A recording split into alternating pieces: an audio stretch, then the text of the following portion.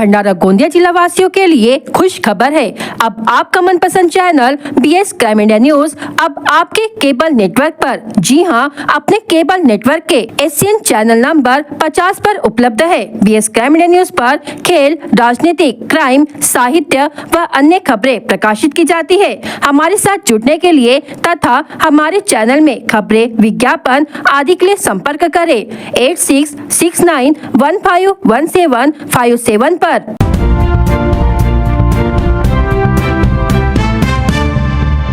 LCB की एक और गौ तस्करी कर रहे वाहन पर बड़ी कार्रवाई।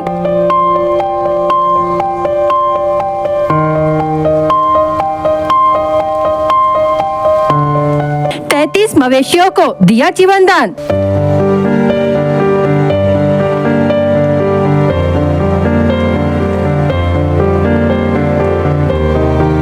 ₹11,79,250 का मुद्देमाल जब्त।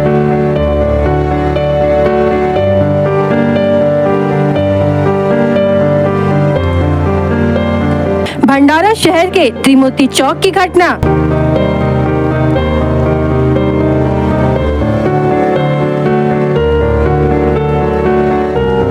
भंडारा जिले से अवैध गौ तस्करी रोकने के लिए पुलिस अधीक्षक लोहित मतानी ने कमर कस ली है और आए दिन गौ तस्करी करने वालों पर पुलिस विभाग की ओर से समय समय पर कार्रवाई की जा रही है और मवेशियों को गौ तस्करों से छुड़वाकर उन्हें जीवन दान दिया जा रहा है। ऐसी ही एक कार्रवाई लोकल क्राइम ब्रांच की टीम ने 13 अगस्त देर रात की है और 33 मवेशियों को जीवन दान देकर ₹11,79,250 का मुद्देमाल जब्त किया है। स्थानिक अपराध विभाग को मिली गुप्त जानकारी के अनुसार भंडारा शहर के त्रिमूर्ति चौक पर एक संशयित 6 चक्का अशोक लेलैंड कंपनी के ट्रक की जांच करने पर ट्रक में 33 मवेशियों को क्रूरता से रखा गया था, जिसके बाद आरोपी समीर खान, मुनीर खान पठान, उम्र 35 वर्ष, रहवासी देवरी, जिला गोंदिया, निजाम भाई, उम्र 45 वर्ष, रहवासी मूर्तिजापुर, जिला अकोला, हिरासत में लेकर कुल ₹11,79,250 का मुद्देमाल जब्त किया है, जिसमें 33 गौवंश जाति के मवेशियों को, जिनकी कीमत ₹1,79,000,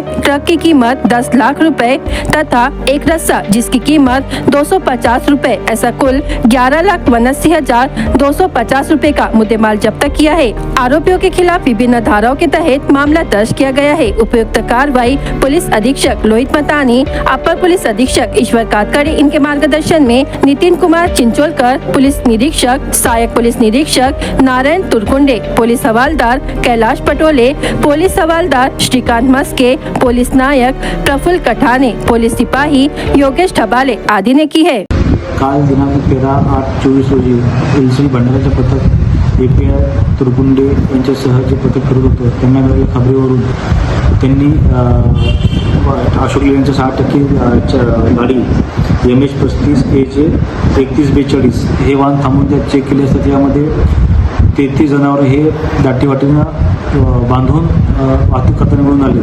त्यात आरोपी समीर खान, मुनीर खान पठाण, राहणार देवरी, जिल्हा गोंदिया यास विचारपूस केली असता त्यांनी हे सर्व वाहन देवरी इथून चिचगड इथून मूर्तिजापूर ते घेऊन जाणार असल्याचे सांगितले आणि ते वाहतूक त्यांनी प्राण्यास वाहतूक आणि निर्दयीपणे वागणूक करून घेऊन चालले होते आणि याचे हा जो पूर्ण माल होता हा निजामभाई राहणार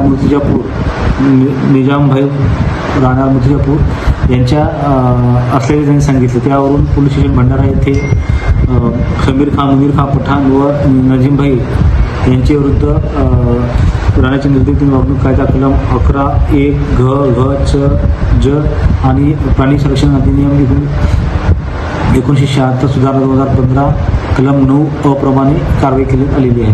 पुढील तपास भंडारा पोलीस करत आहे। सर, मोठ्या प्रमाणाने पिकअप वाहनधारक लाखणीवरून गौ तस्करी करण्यात येत आहे, त्यांच्यामध्ये कोणत्या प्रकारची कारवाई करण्यात येणार? आता याच्यामध्ये माननीय SP सरांच्या सूचनेप्रमाणे आम्ही त्या जनावरांच्या याच्याबद्दल कठोर कारवाई सुरू केलेली आहे आणि आमची मोहीम सुद्धा राबवलेली आहे। प्रत्येक पोलीस स्टेशनला माननीय SP सरांनी सूचना दिलेल्या आहेत आणि त्याप्रमाणे अवैध जनावरांच्या वाहतूक संबंधीची कारवाई जिल्ह्यामध्ये चालू आहे। गोंदिया तहसील के दासगांव खुर्द की घटना।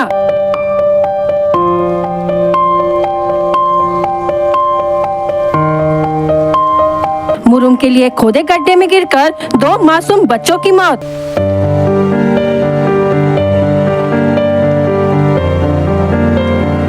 एक ही दिन बुझ गए 2 घरों के चिराग।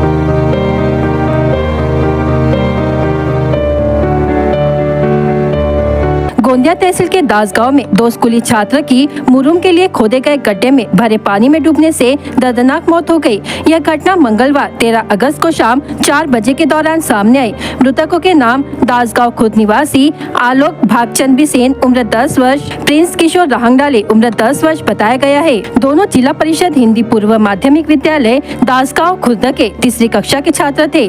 जानकारी के अनुसार आलोक और प्रिंस यह दोनों स्कूल में दोपहर में भोजन के बाद शौच करने के लिए गड्ढे के पास गए थे, लेकिन वापस नहीं लौटे। स्कूल से काफी देर तक घर नहीं लौटने पर दोनों के अभिभावक बच्चों का पता लगाने उसके दोस्तों के पास गए, लेकिन कोई जानकारी नहीं मिली। इस दौरान एक पालक बच्चों को ढूंढने के लिए खदान की ओर गया और वहां उसे एक बच्चे का शव दिखा। उसे गड्ढे से बाहर निकालने के लिए पानी में उतरने पर वह शव उनके अपने बेटे का था। बाद में गाँव वालों की मदद से दूसरे बच्चे का शव गड्ढे से बाहर निकाला गया। इस घटना से संतप्त पालकों ने शिक्षकों पर लापरवाही का आरोप लगाया है। इस घटना की जानकारी मिलते ही रावणवाड़ी थानेदार वैभव पवार, पुलिस उप निरीक्षक सुनील अंबोरे ने घटनास्थल पर पहुंचकर घटना का पंचनामा किया। इस मामले में रावणवाड़ी पुलिस ने मामला दर्ज कर आगे की जांच शुरू की है। हमें ऐसी जानकारी मिली कि हमारे गांव के में जिला परिषद स्कूल में जो 2 बच्चे पढ़ते हैं, ये बच्चे एक गड्ढे में गिर करके इनकी मौत हो गई। बच्चों का नाम आलोक भागचंद बिसेन करके है और प्रिंस किशोर रहंगडाले करके 2 लड़के हैं। कितने बजे स्कूल से गए थे बोल रहे? पता लगा है कि कम से कम ये लोग 2 से 3 बजे के बीच में स्कूल से गायब थे। शिक्षक वगैरह की क्या कर रहे थे? उन्होंने ढूंढने का प्रयास नहीं किया? शिक्षक तो कभी ढूंढने का किसी को प्रयास करते ही नहीं ना, कहीं के भी टीचर हो लोग। छुट्टी होने के बाद शिक्षक वगैरह बैग वगैरह कहाँ था उनका? बैग स्कूल में ही रखा है बोलते हैं इनका। शिक्षक वगैरह लॉक करके चले गए थे? हाँ, लॉक करके चले गए सब। कैसे क्या पता चला फिर आप लोग?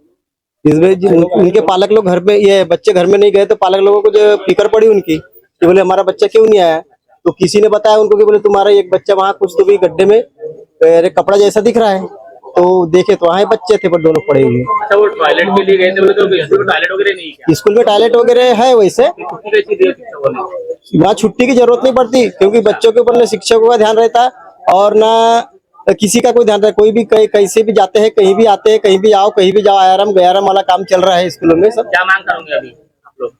अब मांग क्या करेंगे, उसमें जो भी शासन की तरफ से उनके परिवार को या बच्चों के हित में जो भी मिले। ऐसे शिक्षक पर क्या कार्रवाई चाहते हैं आप लोग? ऐसे शिक्षकों पर तो सबसे पहली बात तो ये जो लापरवाही कर रहे हैं इनके ऊपर शासन ने बैन लगाना चाहिए। जिस प्रकार से बच्चे जब स्कूल में आते हैं तो उनकी अटेंडेंस लेते हैं, तो छुट्टी के समय भी इनकी अटेंडेंस होनी चाहिए कि मेरे बच्चे बराबर जा रहे हैं कि नहीं जा रहे। ये शासन से हमारी मांग है। भंडारा जिले के वर्ठी में एक युवक ने इमरजेंसी मोबाइल ऐप बनाया है। जब कोई दुर्घटना होती है तो हमारा मोबाइल फोन लॉक होने के कारण लोगों को हमारे बारे में जानकारी नहीं मिल पाती है। इसके लिए अगर आपकी गाड़ी पर QR कोड लगा होगा तो इस ऐप में जिसका नंबर डाला होगा उसे अलर्ट मिल जाएगा, जिससे घर के लोगों को जानकारी मिलते ही हम तुरंत गूगल मैप की मदद से दुर्घटना स्थल की लोकेशन जान सकते हैं। ऐसे समय में कोई अजनबी भी इस QR कोड के जरिए दुर्घटना में घायल व्यक्ति की पहचान कर सकता है और यह ऐप देश का पहला ऐप होने से नागरिकों को इससे मदद मिलेगी।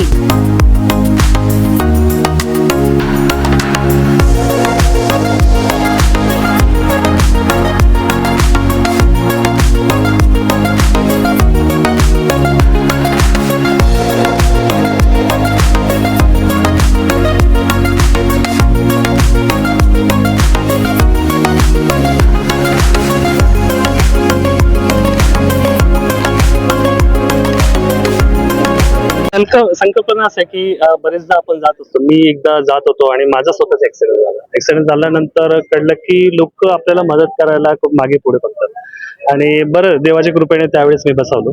त्यात मी सॉफ्टवेअर इंजिनियर असल्यामुळे मग मला असं वाटलं की आपण काहीतरी असं करावं की जरी कोणी नसलं तर आपण त्या घटनेची माहिती आपल्या परिवाराला मिळाली आणि मग त्याच्यामध्ये जर काही कोणी इच्छुक असेल तर त्याला मी जर बोलू नाही शकलं तर माझ्या परिवाराबद्दल, माझ्या आई वडिला, माझ्या बायकोबद्दल त्यांचे जे ऍटलिस्ट प्राथमिक जे कॉन्टॅक्ट आहेत ते कसे मिळणार.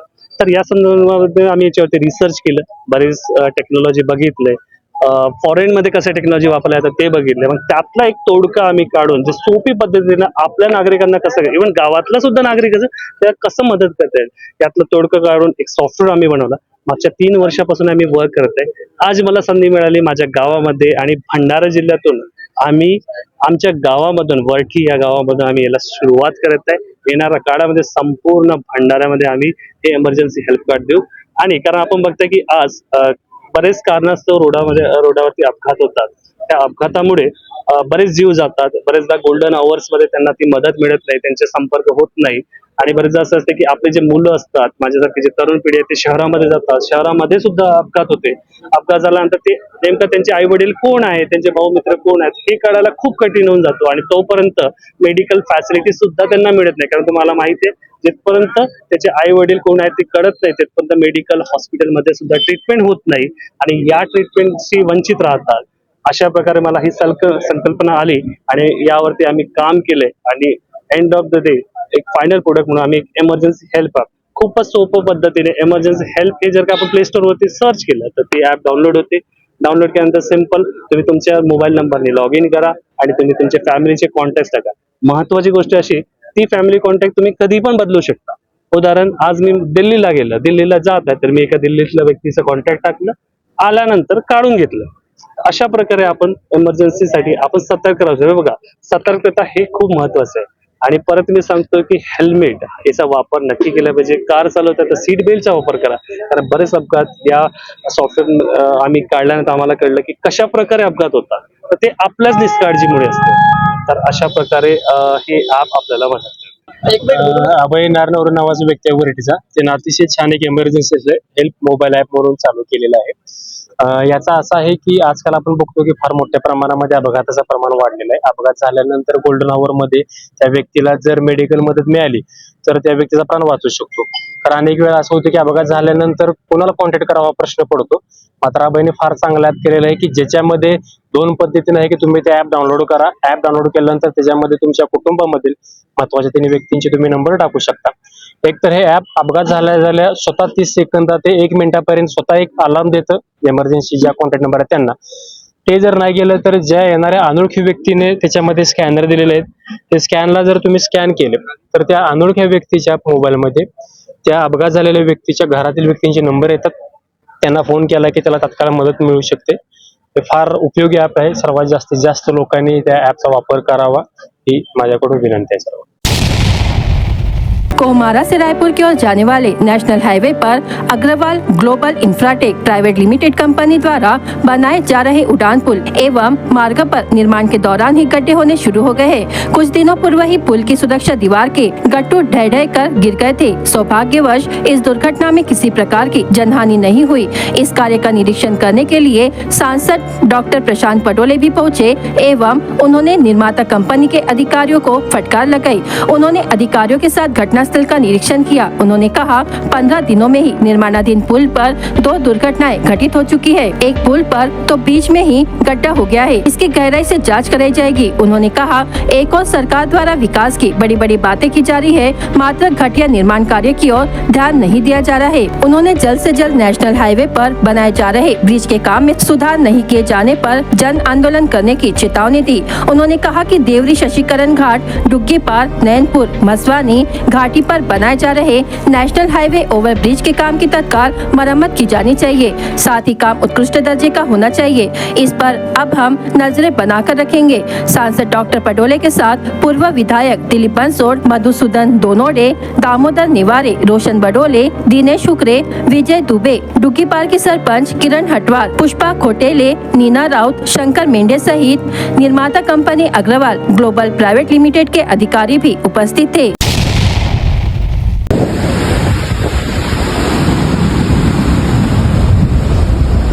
गोसे डैम, अभी हम मौजूद है गोसे डैम में। देख सकते कि जैसे 8 गेट बंद है, बाकी आधे मीटर से गेट जो है पूरी तरह से चालू है।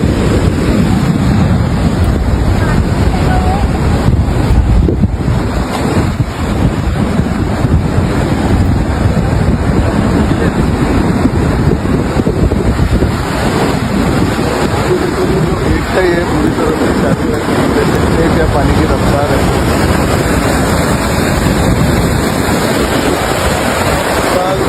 जिलाधिकारी, कोसी डिपार्टमेंट, आपत्ति विभाग, तहसील विभाग, नगर परिषद, ये सभी के जिलाधिकारी के मार्गदर्शन में किया गया, इसके कारण इस बार नदी में बाढ़ नहीं आई।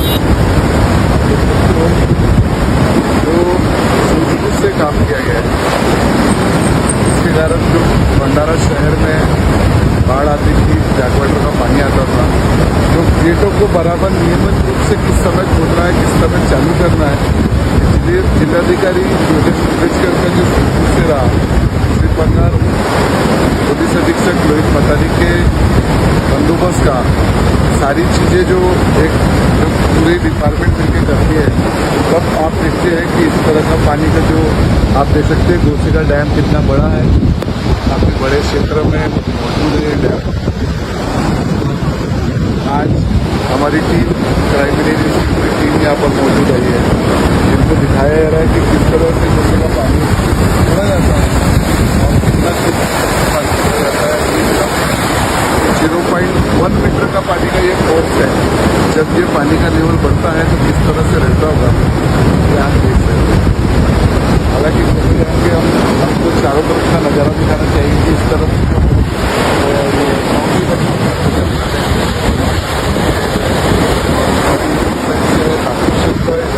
नज़ारा क्षेत्र है और ये जो पूरा नज़ारा जो हम आपको दिखा रहे हैं,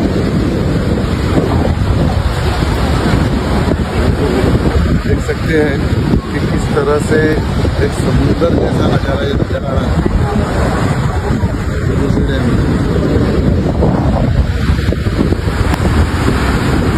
कोसी डैम के दरवाजे जो होते हैं, 33 दरवाजे यहाँ पर है पूरे मौजूद, और 33 दरवाजे का हम बीच के स्थल में मौजूद है, जहाँ जो पानी का फोर्स आपको बताया जा रहा है।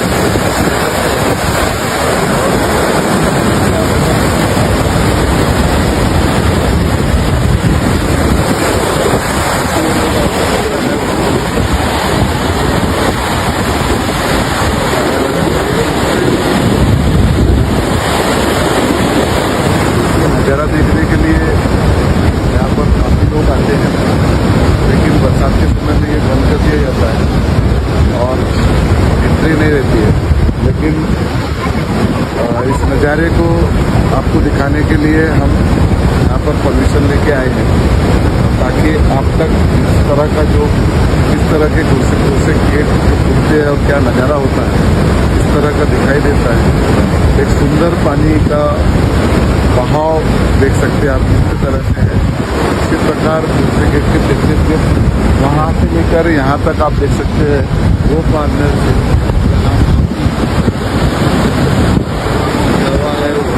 जो देख रहे हैं आप गेट के पार्ट है और जो हर गेट के पार्ट बने हुए इस तरफ देख सकते कि बन अगर रहा गेट का किस तरह से रहता है। हम दूसरे के पूरे आपको अभी आप देख रहे हैं चालू है, बन रहा तो इस तरह से गेट का नज़ारा होता है।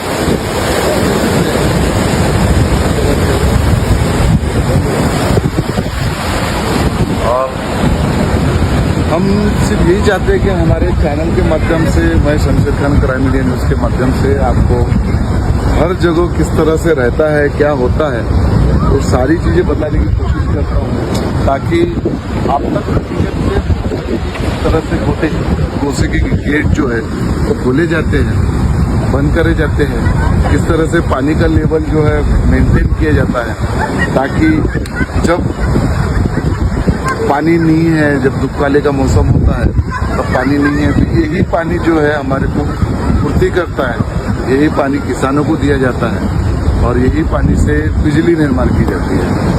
आपको बता दें कि भंडारा जिला जो है एक कृषि क्षेत्र जिला है, जहाँ पर बड़े पैमाने पर चावल उगाया जाता है और इसलिए ये डैम के माध्यम से कैनल बनाए गए हैं और वो कैनल के माध्यम से जितने भी किसान हैं उन किसानों तक पानी पहुंचाने का प्रयास किया है। हालांकि कुछ कृषि का काम बाकी है, कुछ कैनलों का काम बाकी है, जिसके कारण गोसे का काम पूरा होने का, जिस दिन गोसे का काम पूरा हो जाएगा उस दिन एक क्षेत्र जो है इस डैम के कारण, जो हम कहते हैं कि हमारी अनाज भंडार जो क्षेत्र है वो एक अनोखा लगेगा और हर किसानों को बरसात हो न हो पर पानी जरूर मिलेगा।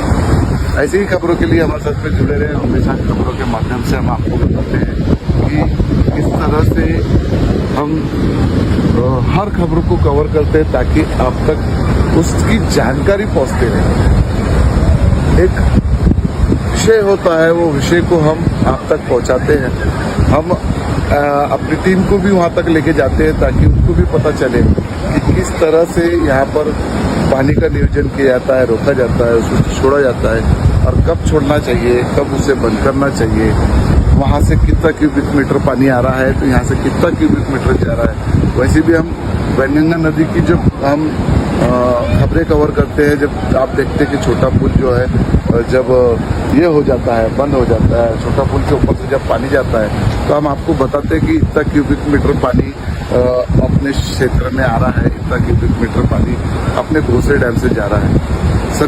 सबसे पहले तो हम घोसे डैम ऊपर से जिला अधिकारी योगेश कुंभेजकर और उनके साथ में जितने भी पर्यटन विभाग हो गया, घोसे विभाग हो गया, आपत्ति विभाग हो गया और अपना तहसील विभाग हो गया, महसूल विभाग हो गया, पुलिस विभाग हो गया, इन सभी की इसके कारण जो है जो घोसे का पानी का बैक वाटर जो नदी में जो बैक वाटर होके कनान नदी का बैक वाटर पानी होके हमारे शहर में घुसता था, तो वो पानी इस बार नहीं आया, जिसके कारण जो हजारों घरों का नुकसान होता था उनके घरों में इस बार नहीं आया।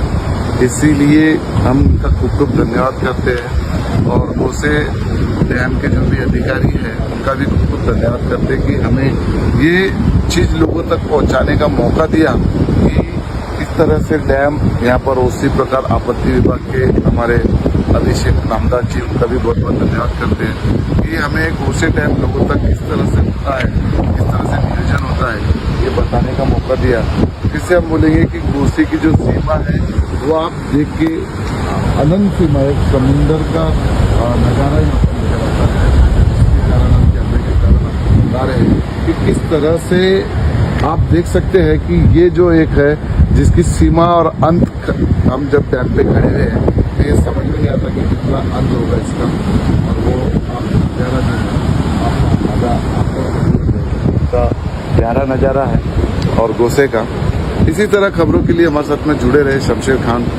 हम एक एपिसोड शुरू करने वाले हैं स्पेशल संडे में हम भंडारा जिला हो गया, गोंदिया जिला हो गया, यहाँ की स्पेशल चीज़ें जो होती है वो हम आपको दिखाने का प्रयास करेंगे। वहाँ पर घूमेंगे, वहाँ पर क्या स्पेशल है, क्या जानकारी है, ये दिखाने को करेंगे। तो इसी तरह शमशेर खान की खास खबर में स्पेशल संडे में आप जुड़े रहे। स्पेशल संडे में हम आपको इसके बाद कुछ अनोखा और नया बताने की कोशिश करेंगे। नमस्कार, क्राइम इंडिया न्यूज़ में आपका स्वागत है। मैं शमशेर खान, घोसे डैम, भंडारा।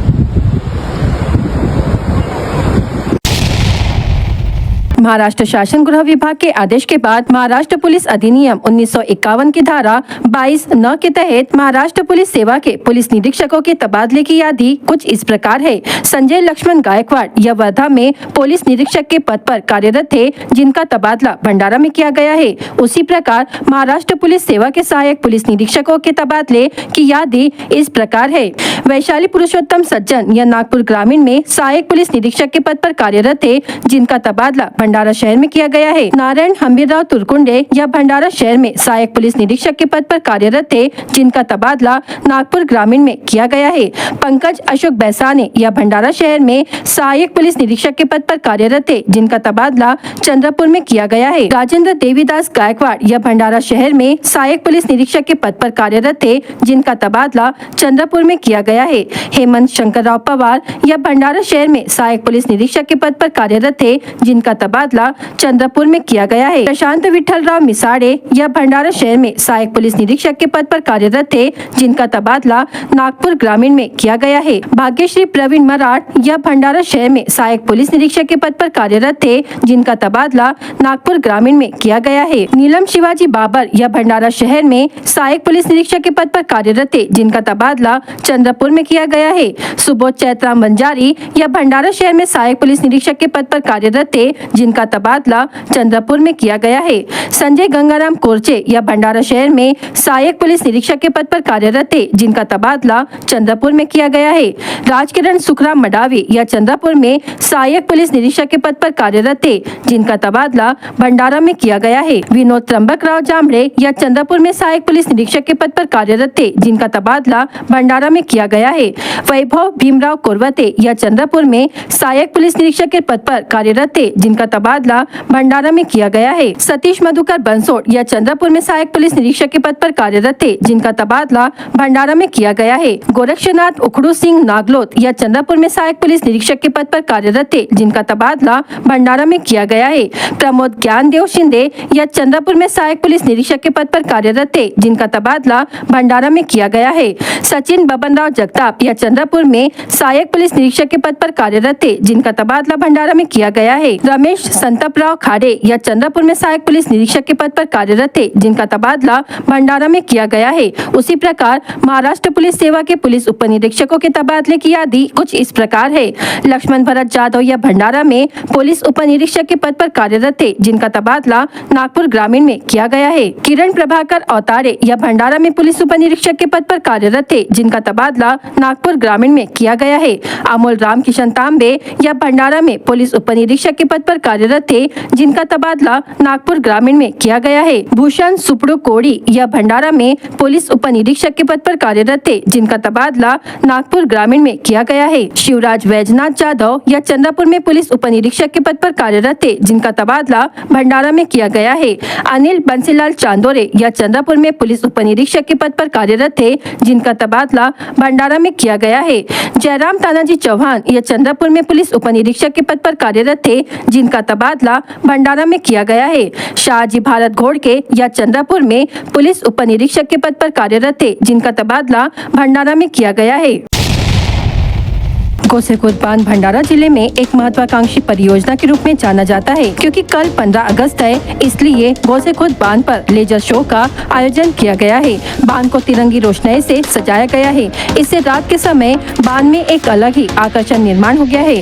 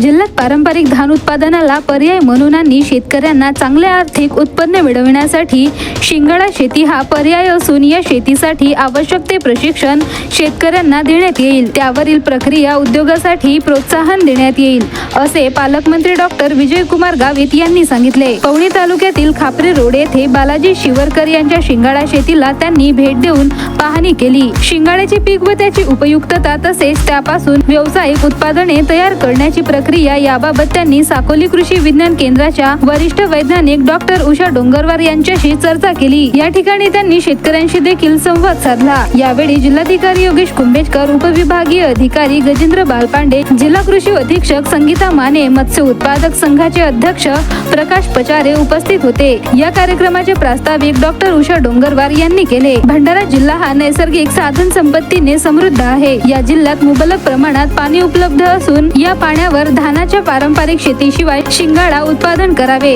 शिंगाड्याचे पीठ हे उपवासासाठी वापरले जाते.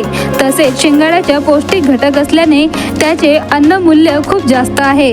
भंडाऱ्याची ओळख शिंगाड्याचा जिल्हा अशी व्हावी अशी अपेक्षा त्यांनी व्यक्त केली. त्यासाठी दर्जेदार प्रजाती या जिल्ह्यात उत्पादित करण्यात याव्यात. तसेच शेतकऱ्यांना यासाठी प्रोत्साहन देण्यात यावे. जिल्हा नियोजन समितीतून या प्रकल्पासाठी नाविन्यपूर्ण प्रयोगातून निश्चितच शेतकऱ्यांना प्रशिक्षण देण्यात येईल. तसेच त्या शिंगाड्यावरील प्रक्रिया उद्योगासाठी देखील त्यांना प्रशिक्षण व आवश्यक ते सहकार्य प्रशासनाकडून करण्यात येईल असे देखील त्यांनी आश्वस्त केले.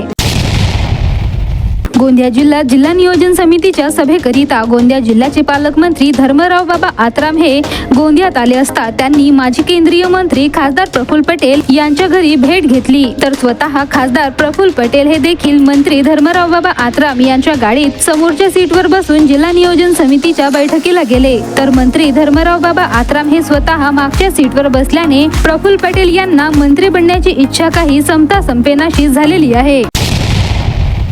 BS क्राइम इंडिया न्यूज आपके सामने पेश कर रहा है भंडारा क्राइम वारदात। हर जुर्म से हम आपको कराएंगे अवगत।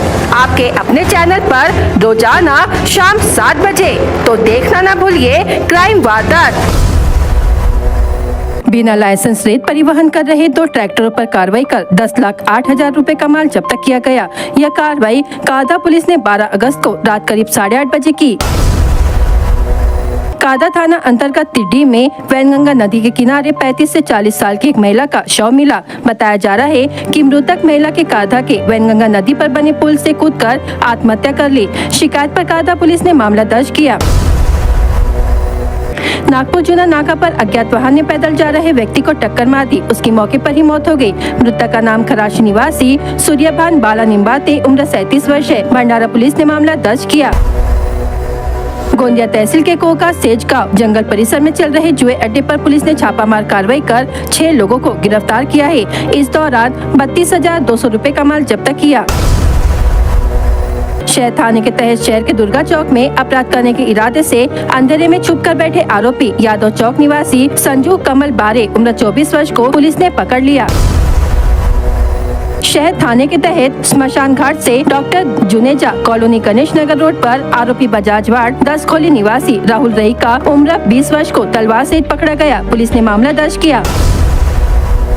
तिरोडा थाने के तहत ग्राम जेड मार्कोट में जितेंद्र मिश्रा उम्र 39 वर्ष से 7 लीटर, सचिन माने उम्र 39 वर्ष से 10 लीटर समेत कुल 17 लीटर शराब पुलिस ने जब्त कर महाराष्ट्र शराबबंदी कानून की धारा 65 के तहत मामला दर्ज किया। भंडारा गोंदिया जिला वासियों के लिए खुश खबर है। अब आपका मनपसंद channel BS crime India news अब आपके केबल नेटवर्क पर, जी हाँ, अपने केबल नेटवर्क के एशियन चैनल नंबर 50 पर उपलब्ध है। BS क्राइम इंडिया न्यूज पर खेल, राजनीति, क्राइम, साहित्य व अन्य खबरें प्रकाशित की जाती है। हमारे साथ जुड़ने के लिए तथा हमारे चैनल में खबरें, विज्ञापन आदि के लिए संपर्क करें 8669151757 पर।